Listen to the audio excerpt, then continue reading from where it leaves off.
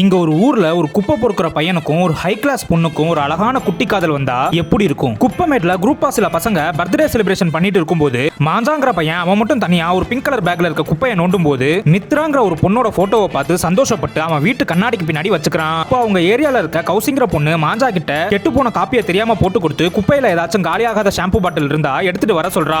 அடுத்த நாள் மாஞ்சா அந்த பிங்க் கலர் பேக்ல ஷாம்பு பாட்டிலும் ஒரு டேப்பர் கார்டையும் எடுத்துட்டு வரான். கௌசி ஷாம்பு பாட்டில் எடுத்துக்கிட்டு தேங்க்ஸ் சொல்லிட்டு போக இந்த டேப்பர் கார்டை சரி பண்ணி அதுல மித்ரா பாடி இருக்க பாட்டு கேட்டு சந்தோஷப்படுறான். அப்படியே ஒவ்வொரு நாளும் அந்த பிங்க் கலர் பேக்கை எடுக்கிறதே வேலையா வச்சிருக்கான். ஒரு நாள் மித்ரா அவ ஃப்ரெண்டு கூட ஐஸ்கிரீம் பண்ணும்போது அவளோட மோதிரத்தை கழட்டி வைக்க அது தெரியாம குப்பைக்கு போயிடுது. அடுத்த நாள் மாஞ்சா குப்பைக்குள்ள இருக்க மோதிரத்தை பார்த்து பதறி போய் டேப்பர் கார்டுக்குள்ள வச்சுட்டு என்ன பண்றதுன்னு தெரியாம தூங்க போக இங்க மித்ரா தூங்காம அவங்க அப்பா கொடுத்த மோதிரத்தை காணோம்னு ரொம்ப ஃபீல் பண்ணி தேடிட்டு இருக்கா. மாஞ்சா அந்த மோதிரத்தை ரிப்பன் வச்சு டேப்பர் கார்டுல கிஃப்ட் மாதிரி கட்டி குப்பை வண்டியில ஒவ்வொரு ஏரியாவா அந்த பிங்க் கலர் பேக்கை தேடி கண்டுபிடிச்சு அடுத்த நாள் வீட்டையும் கண்டுபிடிச்சிடறான். ஒவ்வொரு நாளும் அந்த மோதிரத்தை எப்படி கொடுக்கறதுன்னு தெரியாம மாஞ்சா மித்ராவை ஃபாலோ பண்ண ஒரு நாள் அவங்க பீச்ல இருக்கும்போது மோதிரத்தை வச்சுட்டு ஓடி போயிடுறான். பேப்பர் கார்டுல மோதிரம் குப்பையில கிடந்துச்சு. இது மட்டும் இல்லாம உங்க வாய்ஸ் நல்லா இருக்கு, வருங்காலத்துல பெரிய சிங்கரா வரணும்னு நான் கடவுளை வேண்டிக்கிறேன்னு மாஞ்சா வாய்ஸ் ரெக்கார்ட் பண்ணி வச்சிருக்கிறத கேட்டு மித்ரா சந்தோஷப்பட்டு அடுத்த நாள் அவனுக்காக ஒரு தேங்கிங் கிஃப்டா ஸ்நாக்ஸ் டப்பாவை குப்பையில வச்சு அனுப்பி சந்தோஷப்படுறா.